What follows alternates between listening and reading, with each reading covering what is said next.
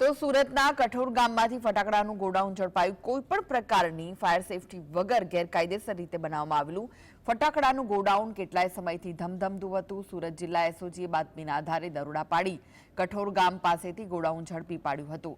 વિરલકુમાર પટેલ દ્વારા કોઈપણ પ્રકારની ફાયર સેફટી કે એનઓસી વગર ગોડાઉન ભાડે લઈને લોકોના જીવ જોખમમાં મૂકીને ફટાકડાનું ગોડાઉન ચલાવવામાં આવતું હતું। ગોડાઉનમાં મોટા પ્રમાણમાં ફટાકડાનો જથ્થો સંગ્રહ કરવામાં આવ્યો હતો।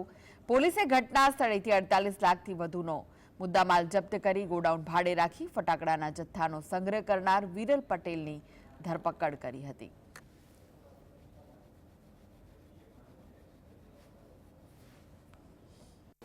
ગેરકાયદેસર ફટાકડા ઉત્પાદન સંગ્રહ અને વેચાણ કરતા ઇસમો ઉપર કાયદેસર કાર્યવાહી કરવા સૂચના અને માર્ગદર્શન આપેલ। જે અનુસંધાને એસઓજી ટીમને એક ચોક્કસ માહિતી મળેલ કે કઠોર ગામની સીમમાં આમોલી 4 રસ્તા પાસે વિમલકુમાર કાંતિભાઈ પટેલ ગોડાઉનની અંદર ગેરકાયદેસર રીતે ફટાકડાનો જથ્થો કોઈપણ ફાયર સેફટીના સાધનો અને લોકોની જિંદગી જોખમાય તે રીતે રાખેલ છે। જે આધારે ત્યાં રેડ કરતા કુલ અલગ અલગ ફટાકડાનો જથ્થો 48,56,270નો મળી આવેલ છે અને આ કામે વિરલભાઈ કાંતિભાઈ પટેલ વિરુદ્ધ કામરેજ પોલીસ સ્ટેશનમાં ગુનો દાખલ કરવામાં આવેલ છે અને તેની ધરપકડ કરી અને કામરેજ પોલીસ સ્ટેશન ખાતે